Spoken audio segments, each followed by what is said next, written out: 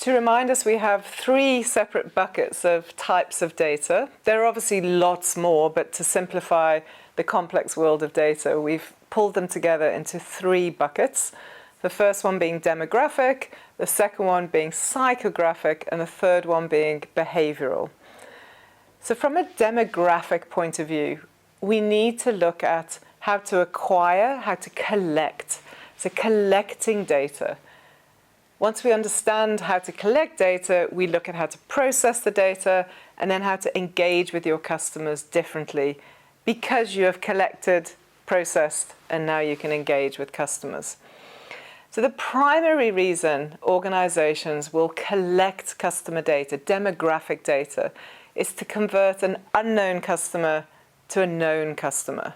Now that might feel like a strange concept, but think about a retailer versus a financial services organization. So a retailer, when you walk through the front door of a shop, you are an unknown entity. You are unknown to the shop owner unless it's a tiny little store and you've created a one-on-one relationship. But even then, they may not know your name and other demographic details. But typically, a high street retailer, when you walk through that store, you are unknown. And obviously, when you buy items from the store, they can see at a point of sale that you've purchased items, but there's no track back to a customer profile, to a real human on a data record. So it's very important for a retailer to convert an unknown customer to a known customer. I referenced financial services. Financial services organizations collect data by law, effectively, in order to have a relationship with any customer. They typically have to know the ID number and more details in order to allow a financial services relationship, particularly banking or lending. You can't lend money without checks against legislation and so on. So they acquire customer data, demographic data, but often they don't have permission to use that data other than just to lend or to allow you to bank with them. So in a more marketing environment, acquiring and collecting customer data, demographic data, is done so to convert unknown to known, but then also to get permission. Permission to play, permission to communicate, permission to use the data, but in a way that is responsible and always for the better experience for the customer. That is critical, that we don't move from that as a starting point. If that's always your starting point, to be customer-centric, i.e. always thinking of the customer, then there'll be responsible use of the data. There's enormous legislation all over the world, so each country has different data rules around how and what you can do with data. So as long as you have the customer at the heart of what you're trying to achieve, that's 99% of the right way around customer legislation.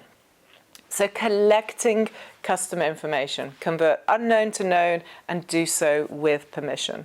So what are the data fields for demographic data? The very most obvious ones are your name, surname, and how to contact the customer. So it may be a cell phone number, email address. Then we start to ask questions around age. What's the date of birth? Once you know someone's age, there's a lot more you can do for understanding the customer. Gender of the customer, income of a customer. Are they employed? Are they a student? Are they married? Their family makeup, do they have children? How old are the children? And then last in this long list, but the list is not exhaustive, location. Where are they based? You may think your customers are based in a certain geographic area, and maybe they're not. Maybe you're going to realize that it's broader than you think. So that is collecting the data. That's what you're going to collect now. The different ways you can collect this data. It can be super simple, and it may literally be giving an email receipt. So rather than me take a paper receipt, I get an email receipt, which requires me to say, my email address is Amanda, and so on. With that, I'm probably going to give you my name and my surname. That is enough to start your relationship with customers. The demographic details of name and email address is enough. And later I'll explain how does the brand actually use that email receipt and turn it into a marketing engagement opportunity. So an email receipt, signing up to a loyalty program, that is the very obvious way to collect information, customer data. Signing up to a loyalty program typically requires your name, your surname, email address, cell phone number. Potentially also they'll ask you other questions like location or your age. You may sign up for Wi-Fi when you walk around a shopping mall or you go to a hair salon. You sign up for Wi-Fi. Virtually always there's a data field collection point. What is your age? What is your name? What is your email address? There may be more formal channels like financial services relationships, as I said, where you actually give much more detail because that is what's required.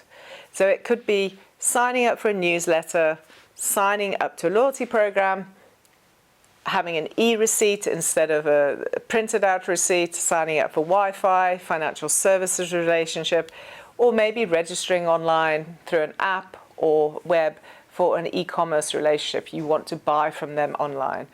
Each of those channels enables the customer to give you the basic demographic information.